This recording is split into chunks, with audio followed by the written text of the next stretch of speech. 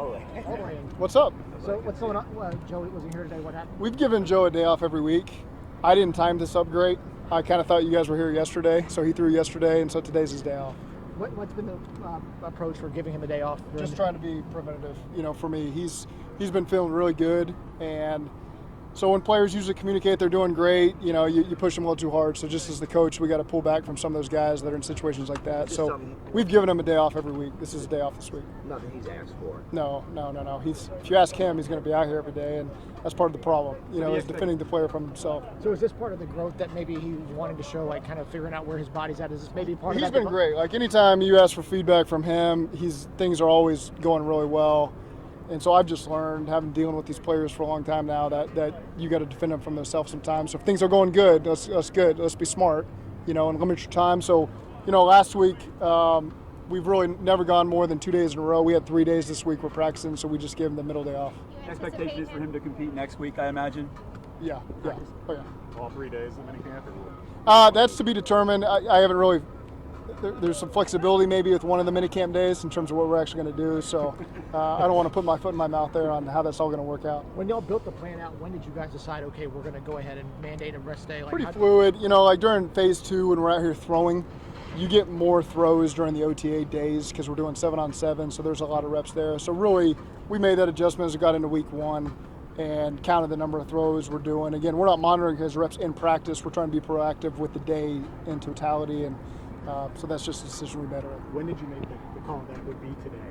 Was that at the start of the off-season program? Yeah, it's been the second day off every week, mainly. And so, again, we haven't really had consistent days this week, so I was just assuming you guys would be here yesterday and we'd get all the tape you guys want, and then lo and behold, you aren't here yesterday, and that's my fault, nobody else's, and so we gave him today off. Is there an appointment, whether it be with your surgeon or with the trainers, that is upcoming, whether it be before training camp, that is like the final check mark? Yeah, I won't get into all that, but everything's been positive with those conversations we've had with his doctor.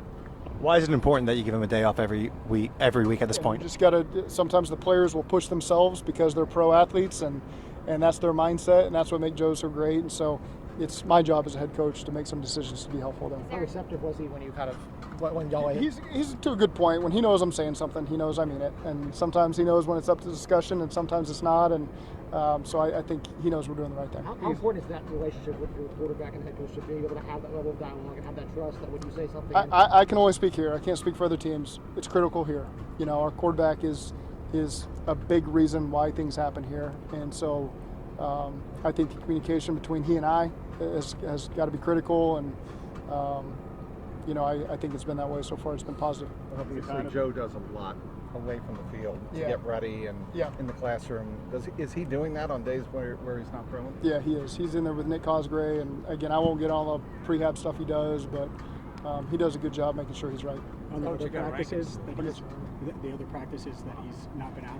Well, has he been out here for those even though he hasn't? It's hit or miss. Sometimes just depend on the day. Yeah. Just depend on rehab. Yeah. What do you got, Jeff? I was going to say you got Rankins back. Yeah, it's good. Sheldon came. He's been back since yesterday, so it's been good to get him out here and get him acclimated with how we do everything. And so, again, he's a pro, so he's been doing a great job away from the facility, and now it's good to get him back in here for these last couple of weeks. I mean, he's a guy that seems like he's been through this 10 times before. He's kind of seems to be a guy that studies and knows the guys that he's playing. Yep. There's a reason you sign guys like that. He's a pro. He knows how to get himself right.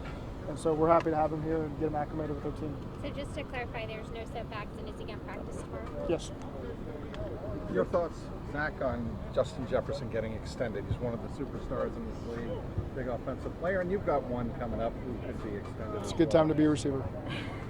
Figured. Have you communicated with Jamar if he will be here for mandatory? Is that something that's come up like you?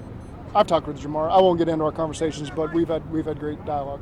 Zac, what have you noticed about Mike Gesicki, just watching him? I know it's just off-season workouts, but already how he goes about his business. Really impressed. I think when you see him in person, running routes and doing all the things, you don't know a person, you don't know their football IQ, you don't know all that stuff till you get them. Mike has been really impressive, for the several weeks he's been here. Thank you. Zac. Thanks, Zac. He went in.